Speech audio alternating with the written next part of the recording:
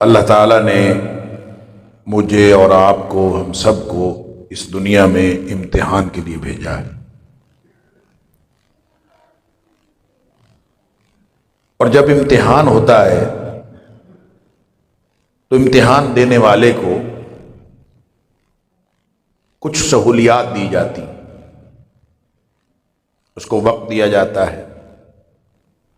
ہم دنیا میں دیکھتے ہیں کاغذ قلم کی سہولت ملتی ہے۔ جس نوعیت کا امتحان ہوتا ہے اس نوعیت کی سہولیات اس کو فراہم کرنا ممتحن کے فرائض میں شامل ہوتا ہے۔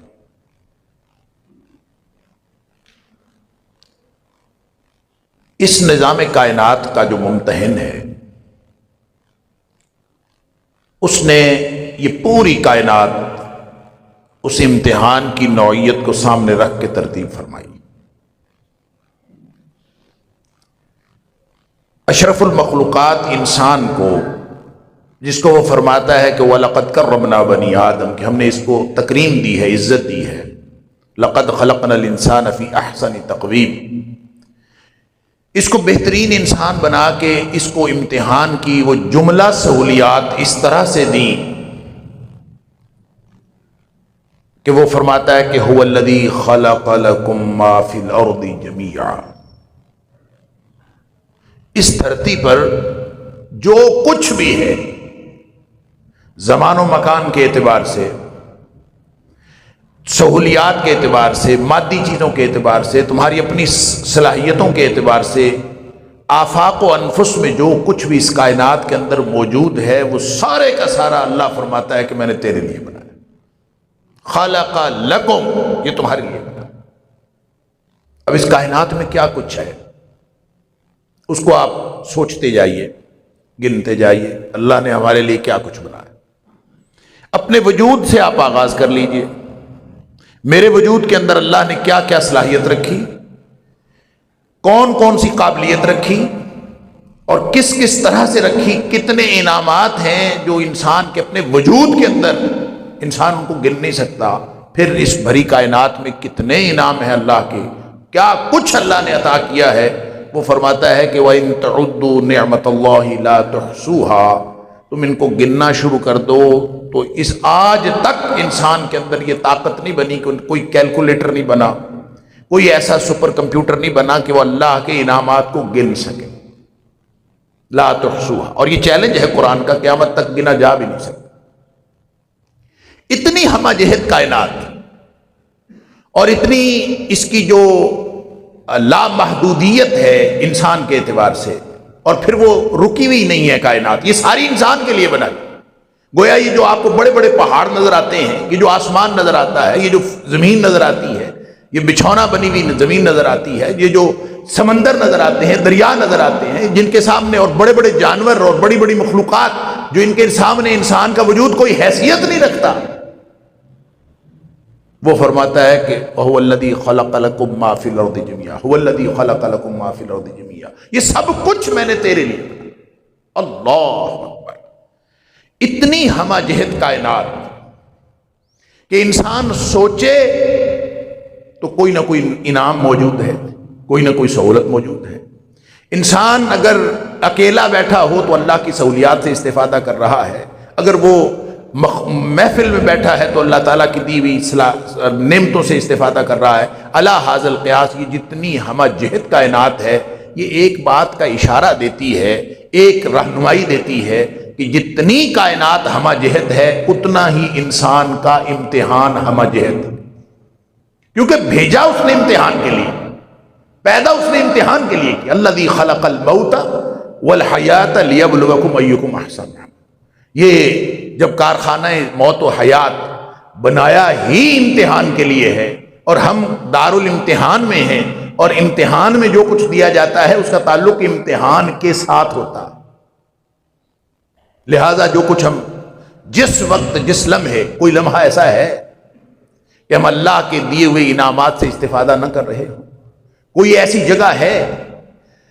جب ایسی جگہ کوئی نہیں، مکان کے اعتبار سے بھی اور زمان کے اعتبار سے بھی، نہ کوئی زمانہ ایسا ہے، نہ کوئی وقت ایسا ہے کہ جب یہ امتحان نہ ہو رہا ہو، اور نہ کوئی جگہ ایسی ہے جہاں امتحان نہ ہو رہا۔ اللہ اکبر۔ البتہ 3 استثناء اللہ کے رسول صلی اللہ علیہ وسلم بتائیں کہ رفع الاقلام عن 3، 3 لوگ ایسے ہیں جن سے قلم اٹھا لیے جاتے ہیں، یعنی ان کا امتحان اس وقت نہیں ہو رہا ہوتا، باقی ہر ایک کا امتحان ہو رہا۔ اللہ اکبر۔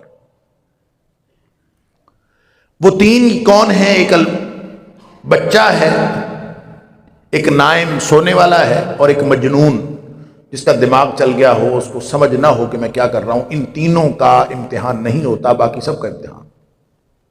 اللہ اکبر۔ اب وہ جو امتحان ہے اس میں ہم نے کرنا کیا ہے؟ اس امتحان کو پاس کیسے کرنا؟ یہ حسن عمل کا امتحان ہے، کثرت عمل کا نہیں، گنتی نہیں ہونی،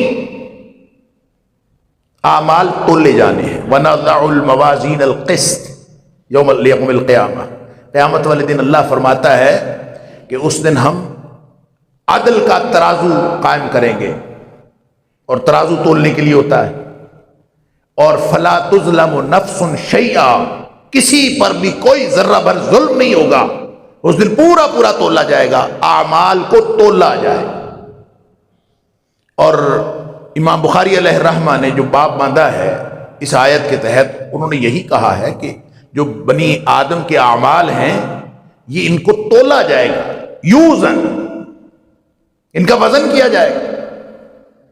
تو اس کا مطلب یہ ہے کہ ہمیں جس امتحان میں اللہ نے مبتلا کیا ہے، یہاں گنتی نہیں ہونی، یہاں کوالٹی چیک ہونی ہے، یہاں ایویلیویشن ہونی ہے، اسیسمنٹ ہونی ہے۔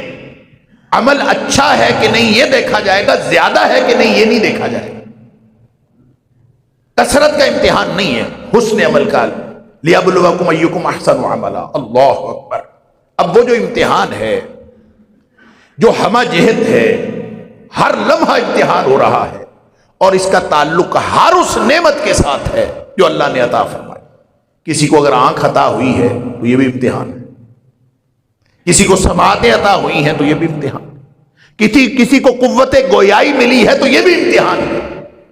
بچے گا وہ جس کو نہیں ملی، جس کو بینائی نہیں ملی، جس کو دیکھنے کی طاقت نہیں ملی، وہ بچ گیا دیکھنے کے امتحان سے۔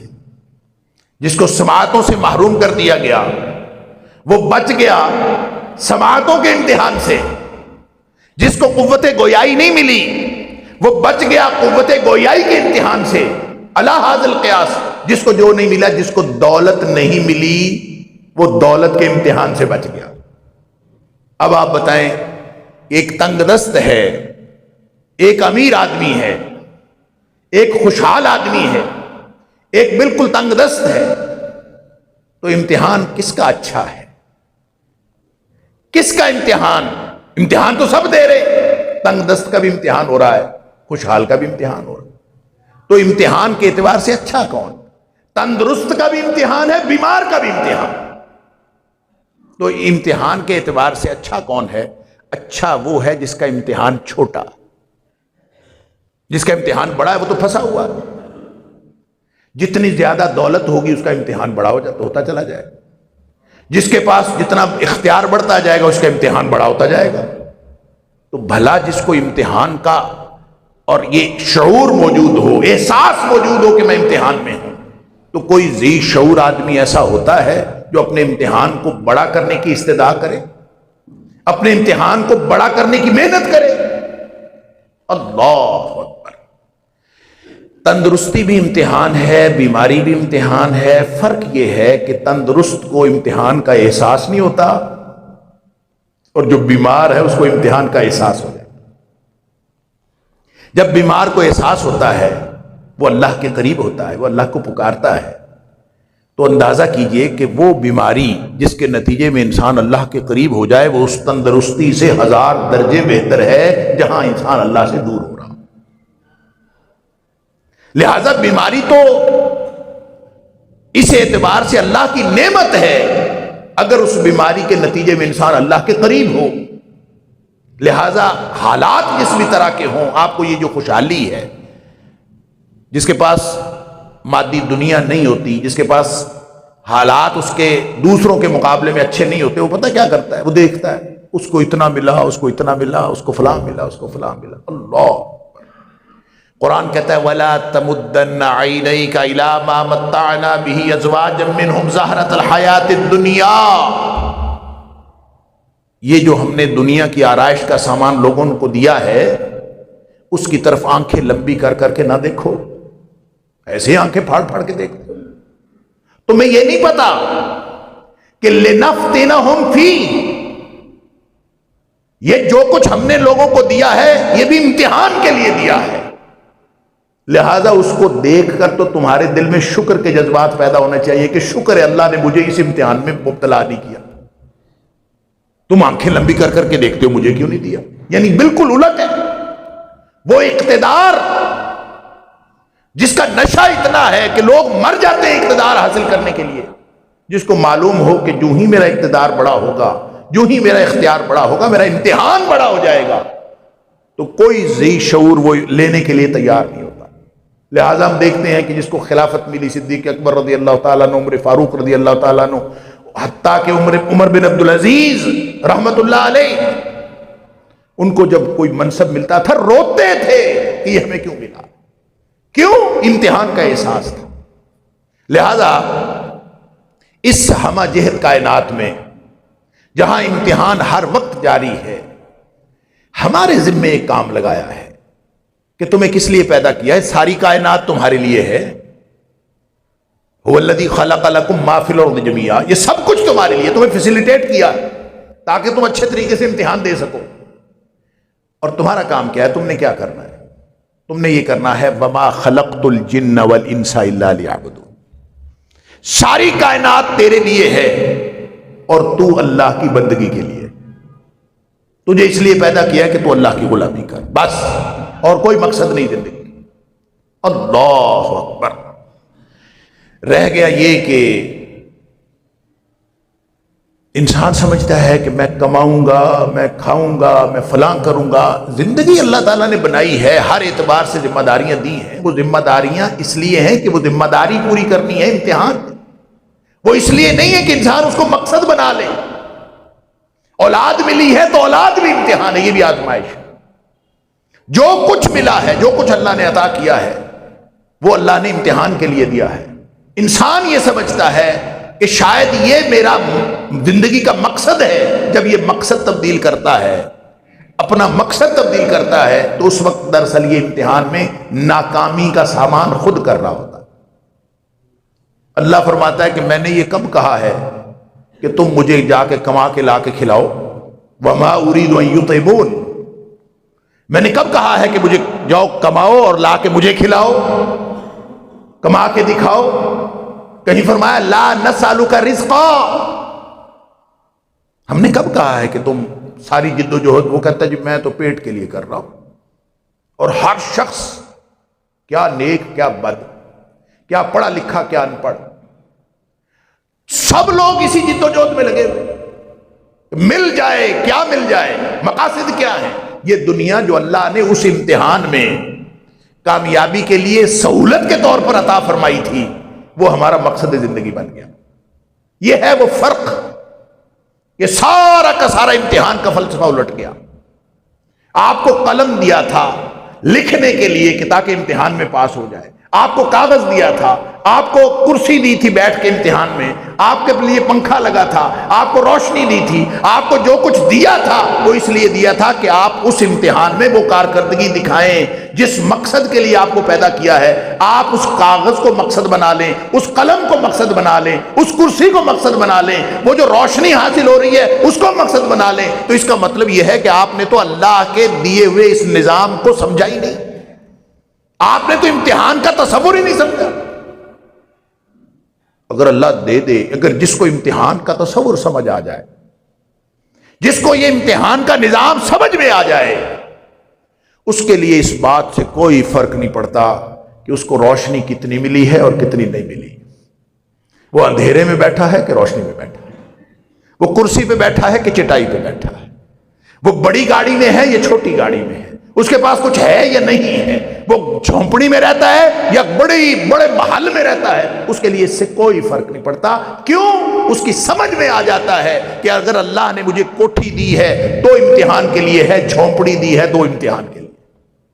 جب یہ سمجھ آ جائے تو پھر انسان اس کے مطابق، اس امتحان کے مطابق کارکردگی دکھانے کی کوشش کرتا ہے۔ لہذا تنگ دستی ہو تو بھی کامیاب ہو جاتا ہے، خوشحالی ہو تو بھی کامیاب ہو جاتا ہے۔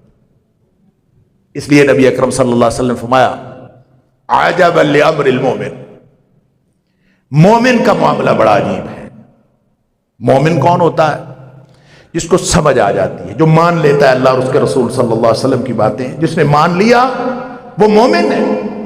اور مومن کا معاملہ پھر کیا ہوتا ہے؟ عجبا لامر المومن، مومن کا معاملہ بڑا عجیب ہے۔ کیا عجیب ہے؟ فرمایا ان امرہ کلہ خیر، مومن کا ہر معاملہ ہر اعتبار سے خیر ہی خیر۔ وہ اگر خوشحالی میں ہو تو خیر ہے، تنگ دستی میں ہو تو خیر ہے۔ فرمایا ان اصابتہ سراء، اگر خوشحالی ملتی ہے شاکرہ، وہ اللہ کا شکر کرتا ہے، فکان خیر اللہ، تو وہ جو خوشحالی ملی ہے اس کے شکر کی وجہ سے، اس کو پتا ہے یہ اللہ نے مجھے اس لیے دیا کہ میں شکر کروں، تو وہ خوشحالی اس کے لیے خیر بن جاتی ہے، بھلائی بن جاتی ہے۔ اللہ کے رسول صلی اللہ علیہ وسلم نے فرمایا یہ ہے نا، تنگ دستی بھی خیر بن جائے، خوشحالی بھی خیر بن جائے، تندرستی بھی خیر بن جائے، بیماری بھی خیر بن جائے، ہر طرح کے حالات خیر بن جائیں، یہ معاملہ صرف یہ استحقاق صرف مومن کو ملتا ہے۔ اللہ اکبر، وَلَيْسَ ذَاكَ لِأَحَدٍ إِلَّا الْمُؤْمِنِ، مومن کے علاوہ کسی کو یہ استحقاق نہیں ہے کہ اس کا ہر معاملہ ہی خیر ہو۔ مومن کو اللہ تعالیٰ نے ایمان کی دولت دی ہے، اس کو پھر سمجھ آ جاتی ہے، پھر وہ صاحب مال ہو تو بھی اس کو سمجھ آ جاتی ہے کہ امتحان ہے یہ مال۔ اور مما رزقناہم ينفقون پڑا ہوا ہے نا، کہ جو کچھ ہم دیتے ہیں اس کو خرچ کرتا رہتا ہے، اس کو پتہ ہے کہ جو اللہ نے دیا ہے وہ امتحان کے لیے دیا ہے، جب میں خرچ کروں گا تو اللہ خوش ہوگا۔ اللہ اکبر، اللہ کا دیا ہوا مال اللہ کے راستے میں خرچ کرنا، اللہ کی دی ہوئی زندگی اللہ کے راستے میں خرچ کرنا، اللہ کی دی ہوئی سہولتیں، اللہ کی دی ہوئی صلاحیتیں اللہ کے راستے میں خرچ کرنا، جو دی ہوئی اسی کی ہیں۔ تو آپ نے کارکردگی دکھائی تو کیا دکھائی؟ آپ نے دیا ہی کیا؟ انسان نماز پڑھ کے احسان جتلاتا ہے اللہ تعالیٰ پر، روزہ رکھ کے اللہ تعالیٰ پر احسان جتلاتا ہے میں نے کوئی بڑی نیکی کی۔ آپ نے جو کچھ بھی کیا سارا کچھ دیا تو اللہ کا ہوا تھا، لہٰذا آپ نے دراصل کارکردگی دکھائی تو کیا دکھائی؟ اس نے ایک ہی مطالبہ کیا ہے، اور وہ مطالبہ کیا ہے کہ وما خلقت الجن والانس الا لیعبدون، تم نے اپنی زندگی اس طرح سے گزارنی ہے کہ میری بندگی میں اور میری غلامی میں گزار۔ حالات کا اس کے ساتھ تعلق نہیں ہے، تمہاری ذات کا تعلق ہے، تم کیا کرتے ہو، حالات جیسے مرضی ہو۔ اور کس لیے دی ہے؟ عبد بن کے، عبدیت کے لیے، لیعبدون۔ سن لیجیے، ہم لفظ استعمال کرتے ہیں عبادت، عبادت کے لیے اللہ نے زندگی دی، اور جب ہم عبادت سمجھتے ہیں تو عبادت میں سب سے پہلے ہمارے ذہن میں نماز آتی، نماز کے بعد روزہ آتا ہے، روزے کے بعد جو ہے وہ زکوٰۃ اور حج آ جاتا ہے۔ ہم سمجھتے ہیں کہ جب کوئی شخص 5 وقت نماز پڑھتا ہے اور سال کے روزے رکھ لیتا ہے، اگر توفیق ہے تو حج کر لیا زندگی میں ایک بار، اگر صاحب نصاب ہے اور زکوٰۃ دے دی تو شاید یہ عبادت کا حق اللہ کا پورا ہو گیا۔ ایسا نہیں، یہ نظام عبادت ہے جو اللہ نے دیا ہے، لیکن یہ نظام عبادت، اللہ نے ہم سے عبادت نہیں مانگی، اللہ نے ہم سے عبدیت مانگی ہے۔ عبدیت اور عبادت کا فرق سمجھ لیجیے۔ عبادت عبدیت کا حصہ ہے۔ عبدیت کا معنی ہے عبد ہونا، اور عبد ہونے کا کیا مطلب ہوتا ہے؟ عبد کا معنی ہوتا ہے غلام، اور غلام کون ہوتا ہے؟ غلام وہ ہوتا ہے جس کا اپنا کچھ بھی نہیں ہوتا، وہ اپنے ذات کا بھی مالک نہیں ہوتا، سب کچھ ہر چیز کا مالک جس کا وہ غلام ہے، وہ مالک اس کا اختیار ہوتا ہے ہر چیز۔ غلام اپنی مرضی سے نہ سو سکتا ہے، نہ جاگ سکتا ہے، نہ کما سکتا ہے نہ کھا سکتا ہے. جب مالک حکم دے یہاں بیٹھ جائے وہ بیٹھ جائے, مالک حکم دے کہ کھا لو, جو کچھ وہ کھانے کو دے وہ دے دے. اللہ اکبر. یہ تعلق ہے عبد کا معبود کے ساتھ کہ جس کی بندگی کرنی ہے, اس کے علاوہ کوئی الہ نہیں ہے. اور لا الہ الا اللہ پڑھنے کے بعد انسان کسی اور کی بندگی کرتا پھرے, عبد کسی اور کا بن جائے. اللہ اکبر. یہ عبد اور رب کا تعلق ہے. اسی لیے اس نے عالم ارواح میں پوچھ لیا تھا نا, الستو بربکم, بتاؤ کیا میں تمہارا رب نہیں؟ قالوا بلا, سب نے بیک زبان ہو کے کہا تھا اللہ تو ہی ہمارا رب ہے. رب وہ ہے, لہذا اللہ نے وہ جو وعدہ ہم نے کیا تھا, میں نے اور آپ نے, ہم سب نے کیا تھا. کس کس کو یاد ہے کہ یہ کیا تھا وعدہ؟ کسی کو بھی یاد نہیں. وہ ہماری یادداشت میں اس نے نہیں رکھا, یہ اس نے ہماری فطرت میں رکھا. انسان کی فطرت کے اندر عبدیت رب ہے. انسان فطرتاً عبد پیدا ہوا ہے, یہ ہوگا ہی عبد, ہو نہیں سکتا کہ یہ عبد نہ ہو, کیونکہ فطرتاً عبد ہے. اور وہ جو عالم ارواح میں سوال و جواب ہوا تھا وہ فطرت کی نشاندہی ہے. الستو بربکم, کیا میں تمہارا رب نہیں ہوں؟ قالوا بلا, اللہ تو ہمارا رب ہے. سب نے وعدہ کر لیا. اللہ نے فطرت میں رکھ دیا کہ ہر شخص جو پیدا ہوگا وہ اس فطرت پہ پیدا ہوگا, اس کے اندر عبدیت کا جذبہ ہوگا, وہ رب کو, رب کی بندگی کا, ماتحتی کا, غلامی کا وہ جذبہ رکھتا ہوگا. لہذا کوئی دنیا میں ایسا انسان نہیں ہے جو عبد نہ ہو. فرق وہاں پڑتا ہے کہ انسان اس رب کی بجائے جو تمہارا خالق ہے, جو تمہارا مالک ہے, اس رب کی بجائے انسان دنیا میں مخلوقات میں اپنے رب اور بنا لیتا. ہوتا یہ عبد ہے, کرتا غلامی ہے, لیکن اللہ کی نہیں کرتا. اللہ رب العالمین کی غلامی نہیں کرتا, بلکہ مخلوق میں سے رب بنائے ہوئے ہوتے ہیں. حضرت یوسف علیہ السلام نے یہی تو کہا تھا, ارباب متفرقون خیر. یہ دنیا میں چھوٹے چھوٹے رب کوئی نام رکھنے سے تو رب نہیں بنتا. قرآن کہتا ہے ان ہی الا اسماء سمیتموها انتم وآباؤکم, تم اگر کسی چیز کا نام رکھ لو رب تو رب بن جاتا ہے. اللہ اکبر. رب پتہ کون ہوتا؟ اللہ اکبر.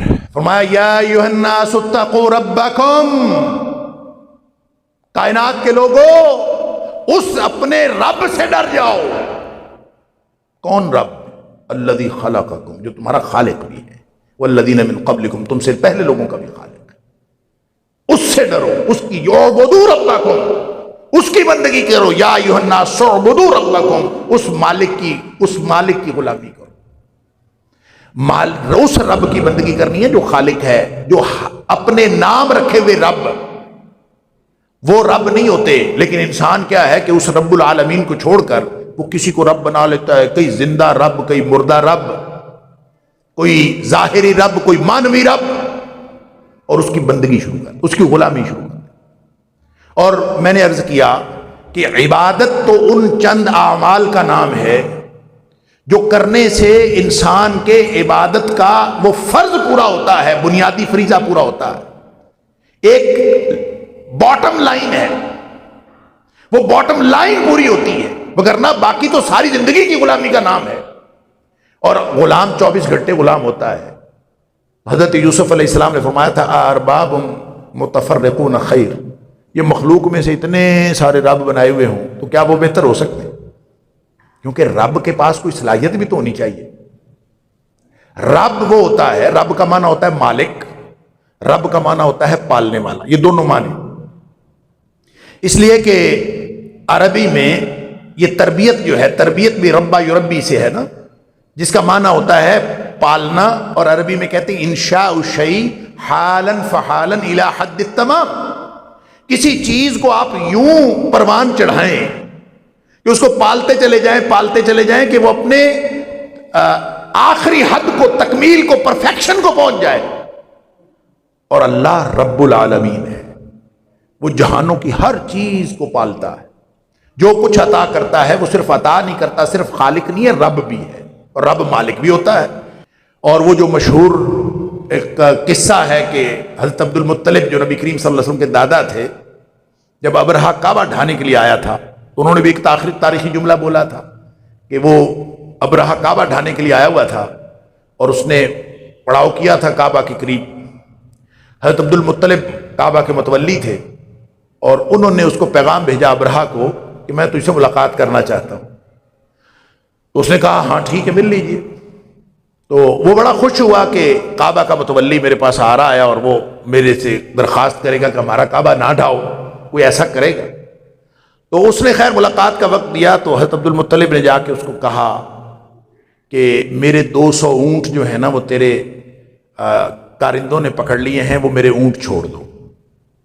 وہ بڑا حیران ہوا، میں تمہارا کعبہ ڈھانے کے لیے آیا ہوں، تم اپنے اونٹوں کی بات کر رہے ہو۔ تو اس موقع پر وہ تاریخی جملہ کہا تھا، وہ بہت معروف ہے کہ انہوں نے کہا تھا انا رب الابل، میں اونٹوں کا مالک ہوں، لہذا مجھے اپنے اونٹوں کا مسئلہ ہے۔ رہ گیا کعبۃ اللہ، بیت اللہ، وللبیت رب، ایک اس کا بھی مالک ہے، یمنعہ، وہ جانے اور اس کا کام جانے، وہ خود تجھے منع کر لے گا، وہ تجھے نمٹ لے گا، اب وہ اس کا مالک ہے۔ میں ہوں اونٹوں کا مالک، میں آیا ہوں اونٹوں کے لیے۔ اللہ اکبر۔ لہذا یہ جو مالک الملکیت کا تعلق ہے یہ بڑا ہی دلچسپ ہے، قرآن نے اس پر بڑی خوبصورت مثالیں دی ہیں کہ اگر تم مالک کی ملکیت ہو تو پھر سمجھو مالک پر اعتماد کرو نا، رب پر اعتماد کرو۔ فرق وہاں پڑتا ہے کہ انسان فطرتاً عبد ہے لیکن یہ غلام اللہ کا نہیں بنتا، یہ غیر اللہ کا غلام بن جاتا ہے، اللہ کو چھوڑ کر مخلوق میں سے اپنے رب بنا لیتا ہے۔ جو ہر شخص، لہذا چونکہ فطرتاً عبد ہے لہذا ہر شخص کسی نہ کسی کا غلام، کوئی پیٹ کا غلام ہے، کوئی وقت کے کسی فرعون کا غلام ہے، کوئی اقتدار کا غلام ہے، کوئی پیسے کا غلام ہے۔ اور جو کہتا ہے نا میں تو بھائی کبھی کسی کی بات نہیں مانتا، میں تو آزاد ہوں، میں اپنی مرضی کرتا ہوں، میں تو کسی کی بات نہیں مانتا، جو یہ کہتا ہے کہ میں کسی کی بات نہیں مانتا، میں تو اپنی مرضی کرتا ہوں، اللہ کا قرآن کہتا ہے ارأیت من اتخذ الہہ ہوا، کیا تو نے ایسا شخص دیکھا جس نے جو اپنی خواہش نفس کا غلام ہے، اس نے اپنی خواہش نفس کو اپنا الہ بنایا ہوا ہے، جو کہتا ہے میری مرضی، میں جو مرضی کروں، وہ دراصل اپنی خواہش کا غلام ہے۔ ہر شخص غلام، تو بچے گا کون؟ اللہ اکبر۔ بچے گا کون اس غلامی سے؟ سبھی غلام ہیں، اس غلامی سے کون بچے گا؟ غلامی سے وہ بچے گا جو باقی سب لوگوں کو، ہر چیز کو، مخلوق کو اس کی غلامی کرنے کی بجائے، اس کو رب سمجھنے کی بجائے رب العالمین کا غلام بن جائے۔ اللہ اکبر۔ اس لیے وہ اقبال نے کہا تھا وہ ایک سجدہ جسے تو گراں سمجھتا ہے، ہزار سجدے سے دیتا ہے عاجزی کو نجات، وگرنہ تو یہ در در پہ جھکتا رہے گا، کبھی کسی کے آگے کبھی کسی کے آگے۔ بچے گا وہ، آزاد وہ ہوگا جو ایک اللہ کا غلام بن جائے گا۔ اس لیے وہ فرماتا ہے وما خلقت الجن والانس الا لیعبدون، میں نے اس لیے پیدا کیا ہے کہ تم میری بندگی کرو۔ اور رزق کا معاملہ نہیں ہے، ان اللہ هو الرزاق ذو القوۃ المتین، وہ یہ نہیں مانگتا کہ کما کے لاؤ، وہ یہ کہتا ہے کہ جس طرح کے حالات ہیں، کما رہے ہو تو بھی اللہ کی غلامی کا خیال رکھو، جو اس نے حرام اور حلال کی حدود لگائی ہیں، حرام کی طرف نہیں جانا، صرف حلال میں رہنا ہے۔ عبادت کر رہے ہو، اپنی معیشت ٹھیک کر رہے ہو، اپنی سیاست کر رہے ہو، اپنی معاشرت کر رہے ہو، لوگوں سے تعلقات بنائے ہوئے ہیں، ماں باپ کی محبت ہے، میاں بیوی کی محبت ہے، بچوں کے ساتھ محبت ہے، جو کچھ کرنا ہے کرو لیکن اللہ کے لیے کرو۔